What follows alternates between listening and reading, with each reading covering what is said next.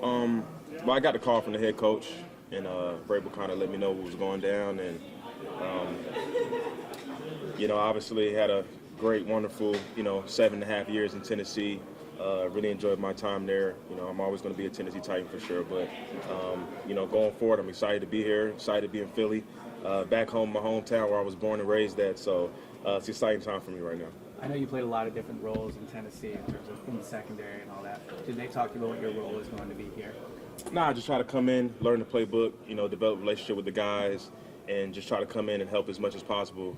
Obviously, this team has a great culture, a winning culture, has great leadership here, and I just want to come in and earn the respect of all of my teammates by first and foremost preparing the right way, taking care of my body, and doing all those little things. So try to do whatever I can to help this team win. You're going to play for one team in the league. What's it going to be like on a different team now?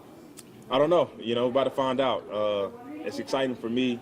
It's just, obviously it's been an adjustment. It's been a crazy, 48 hours, to travel and all that stuff, and obviously join a new team during the middle of the year. But I'm excited. God works in mysterious ways, so I'm just trusting him right now. What have the coaches relayed what they like about your skill set that fits their defense? Well, they really haven't went into all that. It's just more about, come in, do what you can, find a role, obviously, and just come help us win ball games. And so that's what I'm really more focused on. He didn't really talk about, how great of a player you are. Nah, it's none of that, man. It's trying to come in and help this team win. How great of a player are you? I wouldn't say obviously I feel like I'm a great player, but at the end of the day, it's not really about that. It's all about what I do. Now I'm here. I've had a great career in Tennessee, but I'm in Philadelphia. I'm a Philadelphia Eagle now, and that's what it's more about, moving forward, making plays to help this team win. Do you feel like you have a lot of gas left in the tank? I'm about to find out. Yeah, of course I feel like that. This is my 8th season, but I feel really good. Coming off a bye week too, so I'm definitely feeling fresh right now. So, but like I said, I'm excited to get this thing going for sure. Joining a 6-1 team, thoughts on that?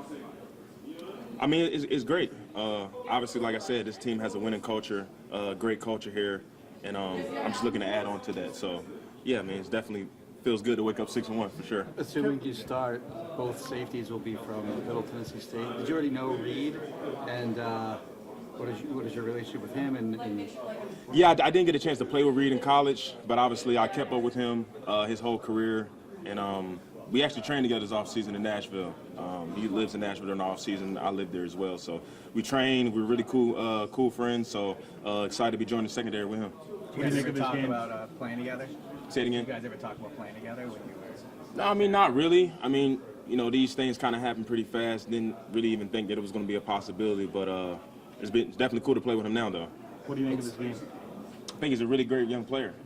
Obviously, last year he kind of came in. I think it was some injuries or something like that. Came in, made a big play against Green Bay. I think caught his first interception against Aaron Rodgers. So I don't think I picked off Aaron Rodgers yet. So that's pretty cool.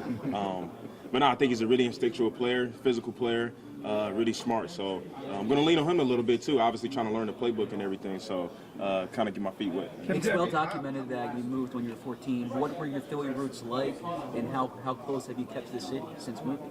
Yeah, so it's crazy. I was telling some of the guys.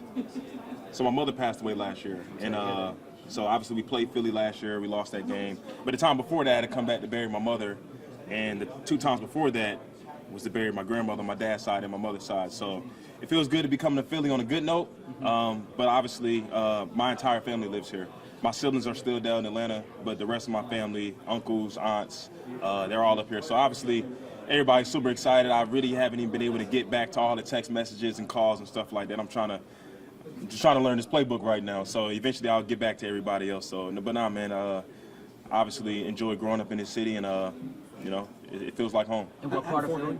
West Philly, yeah, 52nd Street. When you look back at the years you spent growing up here, what are some of the memories that stand out? Things in the area. Just growing up with my family. I have a big family. My mom has 7 kids.